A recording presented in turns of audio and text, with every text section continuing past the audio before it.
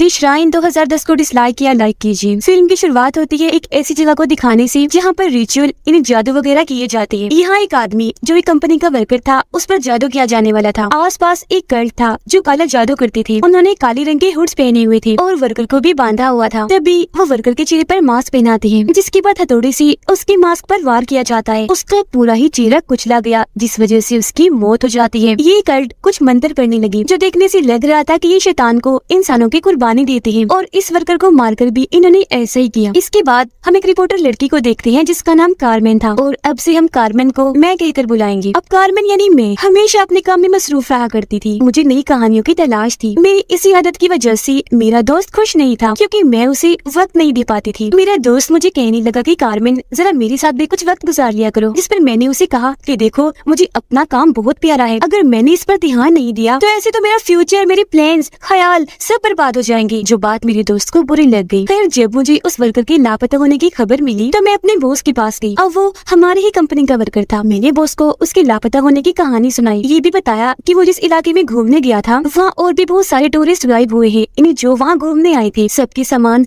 अलग अलग जगह से मिले हैं। मेरे ख्याल से उन टूरिस्ट और वर्कर के साथ कुछ गलत हुआ है और अब मैं उन पर रिपोर्ट बनाना चाहती हूँ। लेकिन मेरे बॉस ने ये कहकर मना कर दिया कि ये तो एक बेतुकी फजूल सी कहानी है। उन टूरिस्ट का गायब होना सिर्फ एक इत्तेफाक था। बॉस ने मुझे कहा कि तुम किसी और कहानी को तलाश करके उस पर रिपोर्ट लिखो, क्योंकि अगर ये कहानी हमने लिखी भी तो फजूल जाएगी, क्योंकि इसमें दम नहीं, मजा नहीं आएगा। अब मुझे अपने बॉस की इस बात से बहुत बुरा लगा, क्योंकि मैं जानती थी कि हमारी कंपनी की उस वर्कर के साथ कुछ बहुत गलत हुआ है, पर बॉस तो सिर्फ इसे कहानी ही समझ रहे थे। फिर मैं अपनी एक दोस्त के साथ उस वर्कर की मॉम के पास गई पूछताछ करने के लिए। वर्कर की मॉम ने हमें बताया कि मैंने अपने बेटे की लापता होने की रिपोर्ट लिखवाई थी, पर पुलिस इस केस पर कार्रवाई नहीं कर रही, क्योंकि उन्हें कोई सबूत नहीं मिल रहा। मैं तो अपने बेटे का सारा सामान भी वापस ले आई हूँ, जो बिल्कुल वैसा का वैसा है जैसा मेरा बेटा लेकर गया था। ये सुनकर मैंने उसकी मॉम को कहा, क्या मैं उसका सामान चेक कर सकती हूँ? जब उसकी मॉम ने इजाजत दी तो मैंने उस वर्कर के सामान की तलाशी ली, जिसमें मुझे एक डायरी मिलती है। डायरी को जब मैंने पढ़ा तो आखिरी सफ़े पर एक जगह अल्बानिया के बारे में लिखा हुआ था, जिससे मैं समझ गई इसका मतलब वर्कर अल्बानिया गया होगा, जो वहाँ से वापस नहीं आया। मैंने वर्कर की मॉम से पूछा, क्या आपके बेटे की डायरी मैं अपने पास रख सकती हूँ? मुझे कुछ छानबीन करनी है, जिस पर उसकी मॉम मुझे इजाजत दे देती है। गाड़ी में आकर मैंने अपनी दोस्त को बताया कि वर्कर के लापता होने की सच्चाई अल्बानिया में छुपी हुई है और अब हम वहाँ जाएंगे छानबीन करने के लिए। ये केस मेरे दिमाग में बैठ गया। रात को जब मैं अपने कमरे में थी तो अचानक मेरे कमरे की खिड़की खुल गई। मुझे अजीब सा लगा, पर जब मैं खिड़की बंद करके मुड़ी तो मुझे वर्कर की आत्मा दिखी, जिसकी हालत बहुत खराब थी। आंखों से खून आ रहा था। वो चिल्लाकर मुझे कहता है कि दूर रहो मुझसे, मेरे बारे में मत सोचो। ये देख मैं बहुत डर गई। अचानक मेरी आंख खुल गई, तब मेरी सांस में सांस आई कि मैं तो बस एक सपना देख रही थी। अगले दिन मैंने अपने दोस्त के पास जाकर उससे माफी मांगी अपने बुरे बर्ताव के लिए, और उससे पूछा, क्या तुम मेरे साथ अल्बानिया चलोगी? पर उसने मना कर दिया, ये कहकर के ना बेना, मैं तुम्हारे साथ बिल्कुल नहीं जाऊंगा, क्योंकि मैं जानता हूँ तुम मुझे अपने मतलब के लिए ही साथ लेकर जा रही हो। इसके बाद अगले दिन जब मैं ऑफिस गई तो मेरे बॉस ने मुझे एक टॉपिक जो एक कहानी थी वो देकर कहा कि तुम इस पर रिपोर्ट बनाओ। लेकिन मैंने क्या किया, उस फाइल को फेंक दिया, क्योंकि मेरे पास एक टॉपिक पहले से ही था जिस पर मैंने रिपोर्ट बनानी थी, यानी वर्कर की। इतनी ही देर में मेरे दोस्त की कॉल आती है। वो कह रहा था, ठीक है कार्मेन,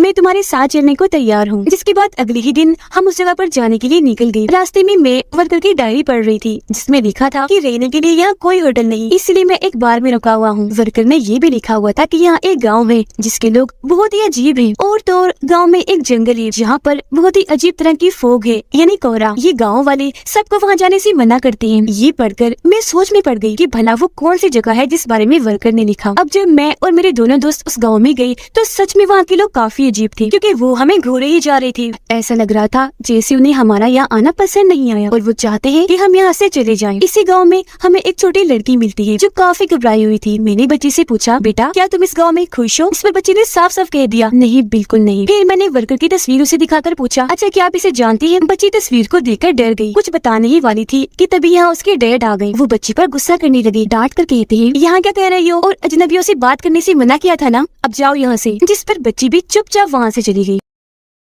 उसके डैड का ऐसा बर्ताव देखकर हमें बहुत अजीब लगा, तो हम भी वहाँ से आगे बढ़ गए। आगे एक चर्च दिखा जिसके बाहर फादर्स और सिस्टर्स खड़ी थी जो लोगों को दुआएं दे रहे थे। अब चर्च के ऊपर उनका जो साइन लगा था यानी क्रॉस, वो वैसा नहीं था जैसा होता है, जिससे हमें ये समझ नहीं आ रही थी कि सच में ये क्रिश्चियंस हैं भी या नहीं, या फिर इनका कोई और रिलीजन मजहब है। तभी हमें जंगल के बीचों बीच वो फोग भी दिख जाती है जिसके बारे में वर्कर ने अपनी डायरी में लिखा था। सच में फोग यहाँ पाकर हम बहुत हैरान हुए, फिर वहाँ जाने का फैसला करते हैं। लेकिन जब हम निकल रहे थे तो गाँव के लोग आकर हमें रोक लेती है और जबरदस्ती वहाँ से भगा दिया। तो हम अपनी गाड़ी में आकर बैठ गए और इस बारे में ये बात कर रही थी कि आखिर गाँव वाले हमें क्यों रोक रही है, जंगल में क्यों नहीं जाने दे रही। शायद वो हमसे कुछ छुपा रही है। वहाँ कुछ तो ऐसा है जो गाँव वाले नहीं चाहते कि हमें उसके बारे में पता लग जाए। मैंने अपने दोस्त को कहा कि बेशक ये लोग हमें मना कर रहे हैं, पर हमें वहाँ जाकर देखना तो चाहिए कि आखिर वहाँ है क्या। जिस पर मेरे दोस्त ने जवाब दिया, देखो ये अच्छा आइडिया नहीं है, तुमने देखा नहीं गाँव वाले कितने भड़के हुए हैं, अगर पकड़े गए तो वो हमें मार देंगे। पर मैंने अपने दोस्त से बार बार जिद की, जिस पर वो मान गया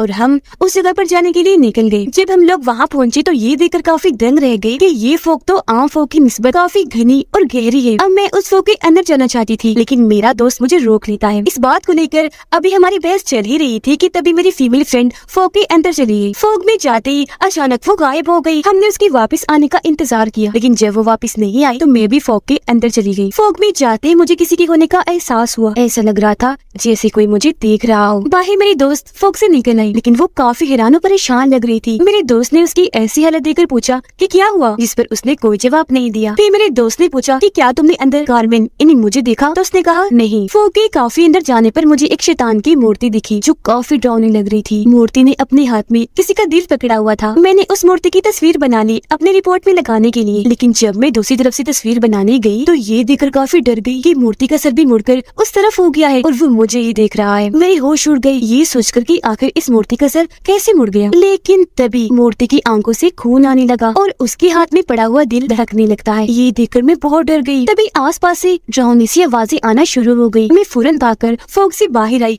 बेहद घबराई हुई। मैंने अपने दोस्त से पूछा कि अंदर तुम्हें क्या दिखा, जिस पर उसने भी यही कहा कि एक स्टैचू, एक मूर्ति। हम लोग जब जाने लगे तो बच्ची हमारे पास आकर कहती है कि मैं जानती हूँ वो वर्कर कहाँ है जिसे तुम लोग ढूंढने आए हो। इतना कहती ही वो हमें एक श्राइन के पास ले आई और कहने लगी कि वो वर्कर अंदर है। हम जब अंदर गए तो वहाँ पर ताबूत जैसी बहुत सारी बॉक्सेस पड़े हुए थे। बॉक्सेस के ढक्कन जैसे हमने हटाई, अंदर लाशें थी जिनकी हालत अब काफी खराब हो गई थी क्योंकि सारी गल सड़ गई थी और उनके चेहरों पर वही अजीब मास्क लगाए हुए थे जो हमने शुरुआत में देखे, जो वर्कर को भी लगाया गया था। इन लाशों में हमें वर्कर की लाश भी मिल गई, जिसे देख हमें लगने लगा कि शायद गांव के ये सारे लोग एक कल्ट है जो यहाँ पर आए लोगों इन्हें टूरिस्ट की कुर्बानी शैतान को देते हैं और शैतान को जिसकी मूर्ति फोक में पड़ी है। तभी हमें पता चला कि वो बच्ची तो यहाँ से भाग गई है दरवाजा बंद करके और उसने हमें यहाँ कैद कर दिया है। लेकिन शुक्र है मेरी दोस्त ने दरवाजा तोड़ दिया और हम वहाँ से बाहर आ गए। लेकिन बाहर आकर हमने देखा कि बहुत सारे लोग इसी तरफ आ रहे हैं हमें पकड़ने के लिए। हम जल्दी से भागे, एक जगह पर आकर छुप जाते हैं। लेकिन यहाँ मेरी दोस्त की तबीयत खराब होने लगी, मगर तभी गाँव वाले यहाँ आकर हमें पकड़ लेते हैं। पहले उन्होंने जमीन पर लिटाकर हम पर पानी फेंका, फिर हाथ बांधकर हमें अपने लीडर के पास ले गए। लीडर ने भी वही हट पहनी हुई थी जिसे कल्ट के लोगों ने शुरुआत में पहनी थी और उसके सारे साथियों ने भी। लीडर ने मेरी और मेरी दोस्त की आंखों में देखकर फैसला किया कि मैं इन दोनों की कुर्बानी शैतान को दूंगा, जबकि मेरे मेल फ्रेंड को वो बंदी बनाकर रखने का फैसला करते हैं। मुझे और मेरे दोस्त को वो श्राइन में ले गए, जबकि मेरी दोस्त को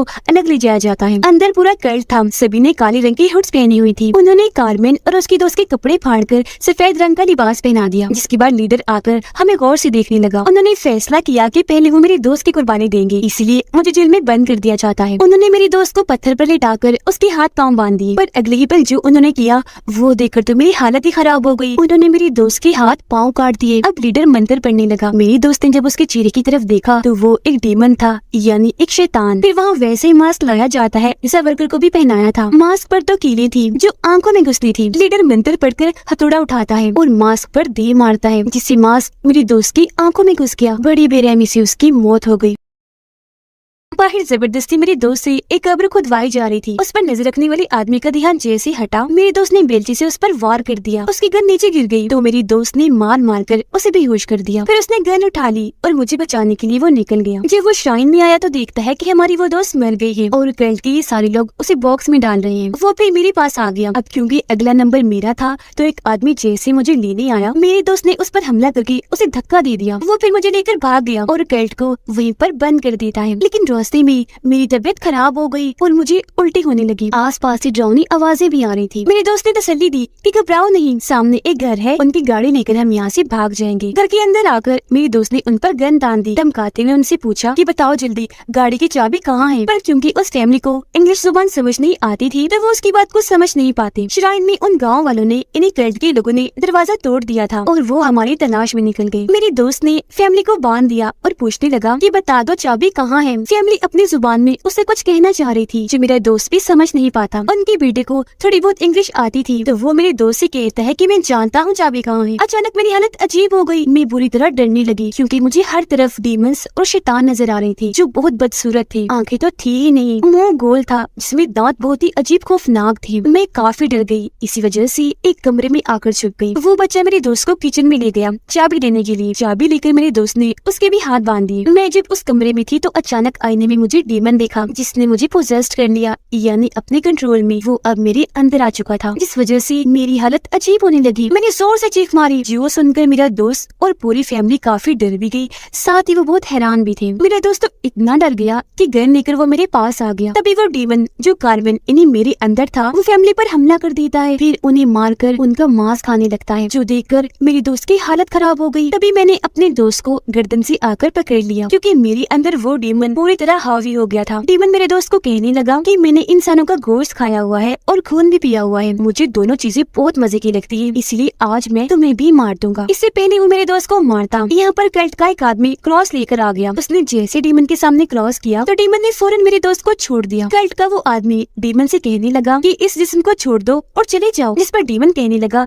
कि ऐसा तो नहीं हो सकता, बल्कि मैं इस लड़की कार्मेन और सबको मार दूंगा। जिसके बाद डीमन कल्ट के सभी लोगों पर हमला करके उन्हें मारने लगा। ये देख वो आदमी अपने लोगों को बचाने के लिए डीमन पर होली वाटर फेंकता है, जिससे डीमन अपनी ताकतों का इस कदर इस्तेमाल करता है कि उसने क्रॉस ही जला दिया और फिर कल्ट के उस आदमी पर भी हमला कर दिया। डीमन ने उसके पेट में लकड़ी घुसाकर आर पार कर दी जिससे उसकी भी मौत हो जाती है। उसके मरते ही कल्ट का दूसरा लड़का होली वाटर गिरा कर डीमन पर हमला कर देता है। वो डीमन के सीने में एक तलवार घुसा देता है। डीमन जैसे कमजोर हुआ तो उसे नीचे लिटा दिया जाता है। वो लड़का कहने लगा फौरन इसके हाथ पाँव बांध दो, तो वो लोग चाकू से उसके हाथ और पाँव जमीन में गाड़ देते हैं, जिसके साथ ही वहाँ मास्क लाया जाता है। जब वे लोग मास्क पहनाने लगे तो डीमन अपना सर हिला रहा था, जो देख मेरे दोस्त ने आकर मजबूती से उसका सर पकड़ लिया। लड़की ने भी हथौड़े से मास्क पर मारा। तब तक कार्मेन यानी मैं होश में आ गई थी, लेकिन देर हो गई। मास्क उसकी आंखों में घुस गया जिससे कार्मेन की भी मौत हो गई और डीमन वहाँ से भाग जाता है। अब वो लोग सोचने लगते हैं कि मेरे दोस्त के साथ क्या किया जाए, क्योंकि वो इस गांव की असलियत जान गया था जो बाहर जाकर सबको बता देगा। लेकिन फिर उन लोगों ने अगली सुबह मेरे दोस्त को जाने की इजाजत दे ही दी। जाने से पहले मेरा दोस्त लड़की से सवाल करता है कि आखिर इस गाँव में है क्या। तब लड़का बताने लगा कि हमारे गाँव को एक कर्स्ड शराब मिला हुआ है जो कभी ठीक नहीं हो सकता। जंगल के अंदर फोग में जो मूर्ति है वो खतरनाक शैतान की है, जो भी उसे देख लेता है तो शैतान उसे पोजेस्ड कर लेता है, जैसे कि उसने कार्मेन और उसके दोस्त को किया। यही वजह है कि हम टूरिस्ट को वहाँ जाने से रोकते हैं, पर कुछ टूरिस्ट वहाँ जाकर शैतान की मूर्ति को देख लेते हैं तो शैतान उन्हें पोजेस्ड करके उनके अंदर आ जाता है। इसीलिए हमें रिचुअल करके शैतान को वापस हेल जहन्नुम में भेजना पड़ता है और इस तरह से उस इंसान को भी अपनी जान गंवानी पड़ती है। इसीलिए गाँव वाले चाहते थे कि तुम लोग यहाँ से चले जाओ, क्योंकि जब तुम शैतान को देख लोगे तो पोजेस्ड होने की वजह से तुम्हें भी अपनी जान गंवानी पड़ेगी। वर्कर भी इसी गाँव में आया था और मूर्ति को देखने की वजह से ही उसे अपनी जान गंवानी पड़ी। अब ये एक ऐसा कल्ट नहीं था जो जानबूझकर रिचुअल करती थी, बल्कि ये एक रिलीजन ग्रुप कल्ट था। तो ये लोग चाहते थे कि शैतान यहाँ कभी भी ना आए, इस वजह से इन्हें ना चाहते हुए भी वो सब करना पड़ता था। इसी के साथ ये मूवी इधर ही खत्म हो जाती।